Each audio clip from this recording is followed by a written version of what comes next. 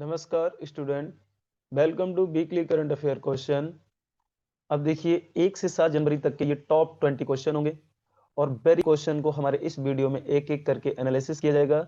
सो आइए स्टार्ट करते हैं। क्वेश्चन फर्स्ट, रिसेंटली इंडिया ने किस देश को अपनी 2 जल विद्युत परियोजनाओं से बिजली निर्यात करने की अनुमति दी है? तो भारत ने नेपाल के लिए बेचा है अपने 2 हाइड्रो इलेक्ट्रिक प्रोजेक्ट से बिजली के लिए। और देखिए वो दोनों हाइड्रो इलेक्ट्रिक प्रोजेक्ट नेपाल में ही बनाए थे भारत ने। एक का नाम था अरुण कावेली B1, दूसरे का नाम है लोअर मोदी। और ये दोनों ही हाइड्रो इलेक्ट्रिक प्रोजेक्ट 40 मेगावाट की बिजली बनाना शुरू किए थे और भारत ने क्या किया, उन दोनों से ही नेपाल को बिजली को बेच दिया है। आइए क्वेश्चन नंबर 2, रिसेंटली पहली बार पूर्वी भारत के किस राज्य में वंदे भारत एक्सप्रेस का संचालन किया गया है? पश्चिम बंगाल में। देखिए पश्चिम बंगाल में अभी 30 दिसंबर को प्रधानमंत्री नरेंद्र मोदी ने कोलकाता में वीडियो कॉन्फ्रेंसिंग के माध्यम से राष्ट्रीय गंगा परिषद नेशनल गंगा काउंसिल की दूसरी बार अध्यक्षता की थी। इस दौरान उन्होंने श्यामा प्रसाद मुखर्जी राष्ट्रीय जल और स्वच्छता संस्थान national institute of water and sanitation का भी इनॉग्रेशन किया और साथ ही साथ में हावड़ा रेलवे स्टेशन से नई जलपाईगुड़ी के लिए पूर्वी भारत में पहली वंदे भारत एक्सप्रेस को रवाना किया। यह पूर्वी भारत में संचालित होने वाली पहली वंदे भारत एक्सप्रेस है। आइए question number 3, recently central government के किस मंत्रालय ने ग्रामीण अर्थव्यवस्था को बदलने के लिए प्रज्वला चैलेंज योजना लॉन्च की है? तो प्रज्वला चैलेंज योजना लॉन्च की गई है ग्रामीण विकास मंत्रालय के द्वारा। यह योजना के माध्यम से ग्रामीण अर्थव्यवस्था को बदलने वाले आइडिया और समाधान देने वाले लोगों को 2 लाख रुपए जीतने का मौका दिया जाएगा। भारत सरकार ने ग्रामीण व शहरी क्षेत्रों में आजीविका, स्वरोजगार के अवसर पैदा करने तथा गरीबी को कम करने के लिए 25 सितंबर 2014 को दीनदयाल उपाध्याय अंत्योदय ज्योति योजना की शुरुआत की थी। जबकि यह योजना बहुत पुरानी है क्योंकि वर्तमान में हम इसको इस नाम से ही जानते हैं, लेकिन इस योजना की शुरुआत 1999 में की गई थी और उस समय इसका नाम था स्वर्ण जयंती ग्राम स्वरोजगार योजना। तो कई बार तो क्वेश्चन पूछा गया कि दीनदयाल उपाध्याय अंत्योदय योजना कब शुरू हुई थी? तो 1999 में, ठीक है ना। 2014 में बस इसका नेम चेंज हुआ था। चलिए नेक्स्ट क्वेश्चन, रिसेंटली साइबर सुरक्षा के उद्देश्य से किस मंत्रालय ने स्टे सेफ ऑनलाइन अभियान की शुरुआत की है? सूचना प्रौद्योगिकी मंत्रालय, इंफॉर्मेशन एंड टेक्नोलॉजी मिनिस्टर। देखिए भारत में इंफॉर्मेशन एंड टेक्नोलॉजी मिनिस्टर हैं अश्वनी वैष्णव, जबकि ये रेल मंत्री भी हैं। इन्हीं के द्वारा स्टे सेफ ऑनलाइन कैंपेन शुरू किया गया है और इसका मुख्य उद्देश्य है कि भारत में सोशल मीडिया प्लेटफॉर्म का व्यापक रूप से प्रयोग किया जा रहा है और उसके माध्यम से डिजिटल भुगतान किया जा रहा है, जिससे बहुत सारे लोगों के साथ में फ्रॉड हो रहा है, धोखाबाजी हो रही है, ठीक है ना। तो ऑनलाइन की इस दुनिया में भारतीय नागरिकों को सुरक्षित रहने की आवश्यकता है, इसे जागरूक करने के लिए यह अभियान शुरू किया गया है। डबल स्टार में कुछ इंपोर्टेंट इंफॉर्मेशन है, रेलवे के भी कुछ महत्वपूर्ण जानकारी है। रेलवे ने भारत के 8 हेरिटेज प्लेस को रेल लाइन से जोड़ने के लिए हाइड्रोजन रेल फॉर हेरिटेज की शुरुआत की है, यानी कि हाइड्रोजन से चलने वाली रेल को ये भारत के 8 इंपोर्टेंट हेरिटेज प्लेस से होकर पास करेंगे। ये फ्यूचर प्लान है, तो फ्यूचर प्लान है ये, अभी तो ऐसा कुछ नहीं होगा। रेलवे ने 2030 तक अपने लक्ष्य में शून्य कार्बन उत्सर्जन की बात कही है, तो ये दोनों बातें बहुत इंपॉर्टेंट होंगी। आइए क्वेश्चन नंबर 5, सामाजिक योगदान के लिए दिए जाने वाला टैगोर पुरस्कार 2022 से किसे सम्मानित किया गया है? संजय कुमार राव के लिए। देखिए संजय कुमार राव जो हैं ये एक समाज सेवक हैं और इनको दिया गया इस साल का टैगोर पुरस्कार। देखिए ये पुरस्कार 2 नाम से जाना जाता है, एक है रविंद्र टैगोर पुरस्कार और ये दिया जाता है साहित्य के क्षेत्र में, दूसरा है केवल टैगोर पुरस्कार और ये दिया जाता है सामाजिक योगदान के क्षेत्र में। इन दोनों ही पुरस्कार की शुरुआत वर्ष 2018 में की गई थी। इस साल सुदीप सेन और शोभना कुमार को 2021-22 का रविंद्रनाथ टैगोर पुरस्कार दिया गया है, जबकि एस के राय यानी कि संजय कुमार राय के लिए केवल टैगोर पुरस्कार दिया गया है। तो दोनों ही पुरस्कार बहुत इंपॉर्टेंट हैं।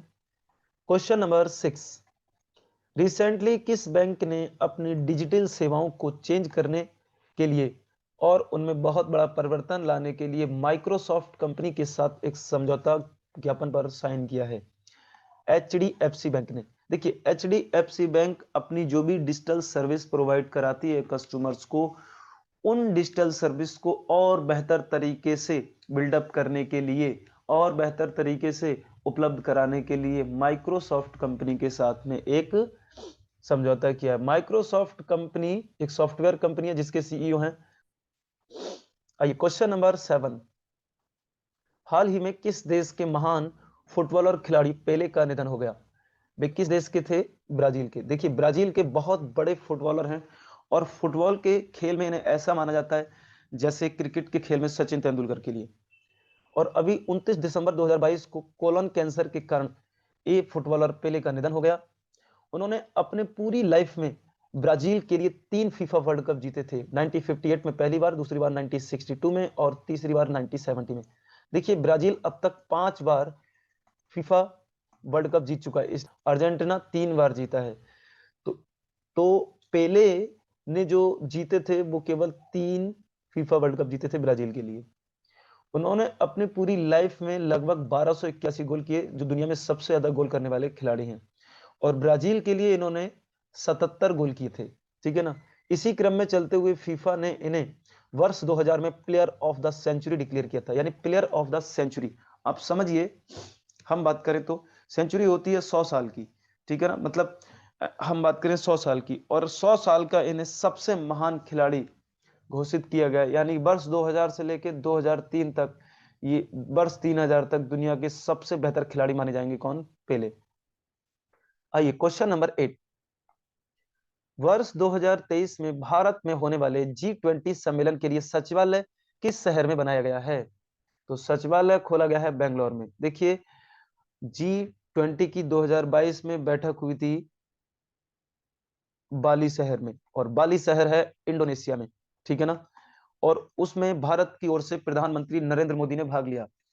और G20 समिट के लास्ट दिन में G20 की चेयरमैनशिप अर्थात अध्यक्षता भारत को सौंप दी गई। और इस साल 2023 में भारत में होगा G20 सम्मेलन।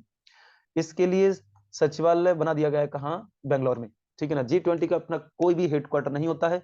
G20 की चेयरमैनशिप जिस कंट्री द्वारा की जाती है वहीं उसका टेम्परेरी हेडक्वार्टर मान लिया जाता है। तो वर्ष 2023 में G20 की चेयरमैनशिप इंडिया करेगा, जिसका सचिवालय बेंगलोर में बनाया गया है। G20 की स्थापना G7 ग्रुप के द्वारा 99 में की गई थी। ये 19 country and 1 European union group का समूह है। आइए क्वेश्चन नंबर 9, रिसेंटली न्यूज में रहा जैन धार्मिक स्थल समेत शिखर किस राज्य में स्थित है? झारखंड में। तो ये होगा झारखंड शहर में, सॉरी झारखंड स्टेट में। आइए इसके बारे में कुछ महत्वपूर्ण जानकारी पढ़ते हैं। देखिए झारखंड गवर्नमेंट ने अभी समेत शिखर को धार्मिक स्थल की श्रेणी से निकाल के पर्यटन स्थल घोषित कर दिया था, जिस कारण संपूर्ण भारत में जैन समुदाय के लोगों द्वारा इसका विरोध प्रदर्शन किया। लेकिन एक 15 दिन से चल रहे इस विरोध प्रदर्शन को केंद्र सरकार ने आश्वासन देकर समाप्त कराया। केंद्र सरकार ने कहा झारखंड सरकार को निर्देश देते हुए कि इसे पुनः धार्मिक स्थल की श्रेणी में शामिल किया जाए और इसके आसपास वाले परिसर को भी इस प्रकार से सुरक्षित किया जाए कि उसका खनन ना हो। देखिए ये जो समेत शिखर है, ये एक पर्वत चोटी है जो झारखंड के गिरिडीह जिले में स्थित है और ये पारसनाथ पर्वत श्रेणी का हिस्सा है। यहाँ 24 तीर्थंकर में से लगभग 20 तीर्थंकर को निर्वाण की प्राप्ति हुई है, मोक्ष की प्राप्ति हुई है। इसलिए ये जैन धर्म का बहुत पवित्र स्थल माना जाता है। क्वेश्चन नंबर 10, रिसेंटली भारत ने किस देश के साथ परमाणु ठिकानों संबंधित सूचना का आदान प्रदान किया है? पाकिस्तान के साथ में।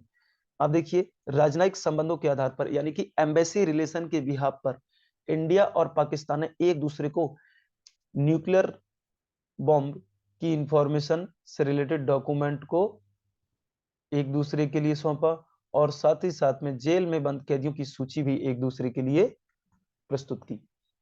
आइए क्वेश्चन नंबर 11, चुनाव आयोग ने मैथिली ठाकुर को किस राज्य का स्टेट इलेक्शन सिंबल नियुक्त किया है? बिहार। आप देखिए सभी को जानकारी होगी मैथिली ठाकुर बिहार की रहने वाली है, बहरहाल रहती है बॉम्बे में है। ठीक है। और मैथिली ठाकुर भारत में एक प्रसिद्ध लोक गायिका हैं जो ओरिजिनली बिहार की रहने वाली हैं। इन्हें नवंबर 2022 में बिहार खादी तथा हस्तशिल्प का ब्रांड एम्बेसडर भी घोषित किया गया था।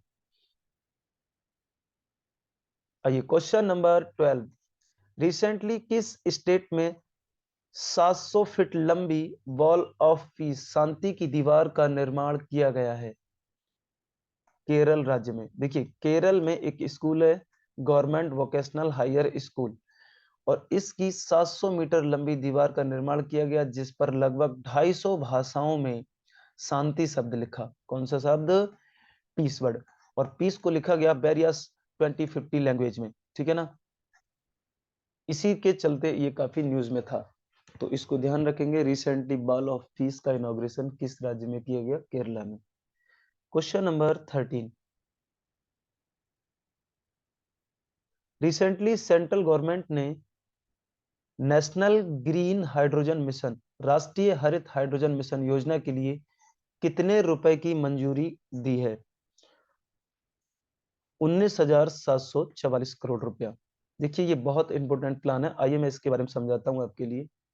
देखो भारत ने, यानी कि भारत सरकार ने 2030 तक फॉसिल फ्यूल के माध्यम से चलने वाले ट्रैफिक को 50% कम करने की बात कही है। अब वो जो 50% फॉसिल फ्यूल के ट्रैफिक किस में कन्वर्ट होंगे? वो होंगे इलेक्ट्रिक ट्रैफिक में। अब इलेक्ट्रिक को बनाने के लिए कौन से फ्यूल का इस्तेमाल किया जाए? कोयला का। भाई कोयला का अगर इस्तेमाल करेंगे तो वो तो फिर कार्बन डाइऑक्साइड देगा। तो बिजली ऐसे संसाधनों से बनाई जाए जिनसे कार्बन डाइऑक्साइड का उत्सर्जन ना हो। तो भारत सरकार ने क्या किया है, जस्ट अभी हाइड्रोजन प्रोडक्शन के लिए एक इंपोर्टेंट स्कीम लॉन्च की है, जो मैं अभी राष्ट्रीय हरित हाइड्रोजन मिशन के नाम से बता रहा था। इसी स्कीम के तहत ये क्या करेंगे, प्रत्येक वर्ष 5 मिलियन मीट्रिक टन हाइड्रोजन का उत्पादन करेंगे, और उस हाइड्रोजन के माध्यम से ये बिजली बनाएंगे, और फिर इलेक्ट्रिक ट्रैफिक की ये शुरुआत कर देंगे। तो ये इनका मेन पर्पस है हाइड्रोजन बनाने का। आइए पढ़ लेते हैं इस लाइन के लिए। भारत सरकार ने हाइड्रोजन के माध्यम से 2030 तक 125 गीगावाट बिजली उत्पादन करने के लिए प्रत्येक वर्ष 5 मिलियन मीट्रिक टन हरित हाइड्रोजन उत्पादन करने का निर्णय लिया है। इस उत्पादन के लिए कैबिनेट ने हाल ही में राष्ट्रीय हरित है। आइए क्वेश्चन नंबर 14, हाल ही में एशिया महाद्वीप की पहली हाइड्रोजन ईंधन पर आधारित ट्रेन का संचालन किस देश में किया गया है? चाइना में। चाइना में पहली बार एशिया महाद्वीप में हाइड्रोजन फ्यूल से चलने वाली ट्रेन को कंडक्ट किया गया है। देखिए दुनिया में पहली बार हाइड्रोजन ट्रेन जो चलाई गई थी वर्ष 2022 में जर्मनी में चलाई गई थी, लेकिन अब दूसरी हाइड्रोजन ट्रेन का संचालन चाइना ने किया है, जो एशिया में चलने वाली पहली हाइड्रोजन ट्रेन है। आइए क्वेश्चन नंबर 15, दिल्ली में आयोजित 59वीं राष्ट्रीय सीनियर शतरंज चैंपियनशिप में भारत के 78वें ग्रैंड मास्टर कौन बनने वाले हैं? रिसेंटली 78 नंबर के भारत के लिए ग्रैंड मास्टर बने हैं, ठीक है ना। ये कुछ लेटेस्ट ग्रैंड मास्टर हैं, जैसे 76 नंबर प्रणय आनंद याद रख लेना आप, जो बेंगलोर के हैं, और 77 आदित्य मित्तल हैं, मुंबई से हैं। ये दो लेटेस्ट याद रख लेना, बाकी कोई जरूरी नहीं है ऊपर वालों की। Question number 16, Stockholm capital of Sweden में आयोजित रिल्टन कप को जीतकर भारत के 69वें ग्रैंड मास्टर कौन बने हैं? 79वें ग्रैंड मास्टर कौन बने हैं? एम प्रणेश। देखिए एम प्रणेश हैं तमिलनाडु राज्य के, और तमिलनाडु स्टेट में सबसे ज्यादा खेले जाने वाला गेम जो होता है वो होता है चेस, यानी कि हम बात करें शतरंज। और चेस में तमिलनाडु राज्य को माना यह जाता है कि चेस उसका स्टेट गेम है, राज्य खेल है, और वहीं से सबसे ज्यादा भारत में ग्रैंड मास्टर निकले हैं। हम बात करें भारत का पहला ग्रैंड मास्टर, भारत का पहला ग्रैंड मास्टर कौन था, तो सभी बच्चे कमेंट बॉक्स में इसका नाम बताएंगे, और साथ साथ में ये किस इंपोर्टेंट संस्था के डिप्टी चेयरमैन है ये भी बताएंगे। तो आपको यहाँ उनका नाम बताना है, और आपको बताना है वो किस इंपोर्टेंट संस्था के डिप्टी चेयरपर्सन है, ठीक है ना, ये भी बताना है। दोनों ही बातें इंपोर्टेंट हैं, सभी को इनका नाम पता होगा, बस कमेंट बॉक्स में आपको बताना है। आइए क्वेश्चन नंबर 17, रिसेंटली किस स्टेट में गृह मंत्री अमित शाह ने 120 फीट ऊंची पोलो प्रतिमा का उद्घाटन किया है? तो पोलो प्रतिमा मणिपुर राज्य में इनॉग्रेट की है। देखिए, पोलो एक खेल होता है जिसमें घोड़े पे सवार होकर हॉकी से खेला जाता है। तो घुड़सवार हॉकी प्लेयर की यह प्रतिमा है, जिसलिए इसको बोला गया पोलो प्रतिमा। मणिपुर स्टेट में इसे होम मिनिस्टर ने इनॉग्रेट किया। आइए क्वेश्चन नंबर 18। रिसेंटली किस स्टेट गवर्नमेंट ने निराश्रित लोगों के वेलफेयर के लिए 101 करोड़ रुपए वाले मुख्यमंत्री सुखाश्रय सहायता कोष की स्थापना की है? हिमाचल प्रदेश सरकार ने। देखिए, अभी 2 राज्यों में विधानसभा चुनाव हुए थे, गुजरात में और हिमाचल प्रदेश में। हिमाचल प्रदेश में कांग्रेस जीती, जहां पर मुख्यमंत्री बने सुखविंदर सिंह सुक्खू। सुखविंदर सिंह सुक्खू मुख्यमंत्री बने, ठीक है ना। और गुजरात में बीजेपी के कैंडिडेट को मुख्यमंत्री बनाया गया, क्योंकि वहां पर बीजेपी जीती थी। अब हिमाचल प्रदेश के मुख्यमंत्री जब सुखविंदर सिंह सुक्खू बने, तो इन्होंने 1 जनवरी को ऐसे बच्चे जो अनाथ हैं, ऐसी महिलाएं जो विधवा हैं, बुढ़ापा है उन पर, और ऐसे वरिष्ठ नागरिक जो काफी बूढ़े हैं और जिन पर कोई आजीविका का संसाधन नहीं है, तो उन सभी के वेलफेयर के लिए इन्होंने कि अपनी पहली सैलरी को मुख्यमंत्री सुखाश्रय सहायता फंड में जमा करने के साथ साथ हम इस फंड को 101 करोड़ रुपए का एक सहायक फंड बनाएंगे, जिससे कि अनाथ बच्चे, विधवा महिला और वरिष्ठ नागरिकों का कल्याण किया जा सके।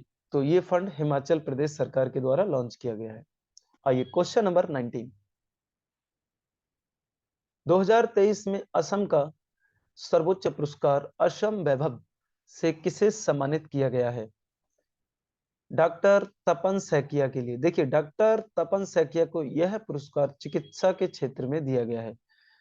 असम के मुख्यमंत्री हेमंत बिस्व शर्मा ने असम राज्य की स्थापना दिवस पर 2 दिसंबर 2021 में असम वैभव पुरस्कार को देने की घोषणा की थी। तत्पश्चात फरवरी 2022 में पहला असम वैभव पुरस्कार समाज सेवा के क्षेत्र में रतन टाटा जी को दिया गया था, और दूसरा पुरस्कार इस साल दिया गया डॉक्टर तपन सैकिया को।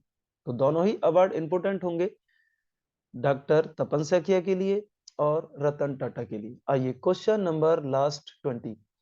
बॉम्बे स्टॉक एक्सचेंज का नया प्रबंध निदेशक तथा सीईओ किसे नियुक्त किया गया है? तो बॉम्बे स्टॉक एक्सचेंज के नए मैनेजिंग डायरेक्टर बने हैं सुंदर रमण राममूर्ति। देखिए, सुंदर रमण राममूर्ति जो बॉम्बे स्टॉक एक्सचेंज के एमडी बने हैं, उन्होंने स्थान ग्रहण किया है आशीष कुमार चौहान का। और ये हैं मिस्टर आशीष कुमार चौहान, जो अब बन गए हैं नेशनल स्टॉक एक्सचेंज के एमडी और सीईओ, ठीक है ना। तो ध्यान रखेंगे, बॉम्बे स्टॉक एक्सचेंज एशिया का सबसे पुराना स्टॉक एक्सचेंज है, जिसकी स्थापना 1875 में प्रेमचंद रायचंद के द्वारा की गई थी। सो स्टूडेंट, ये थे मोस्ट इंपोर्टेंट 20 क्वेश्चन जो मैंने इस वीडियो के माध्यम से आपको एनालिसिस किए।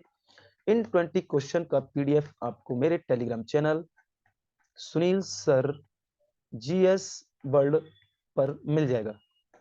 So thank you student.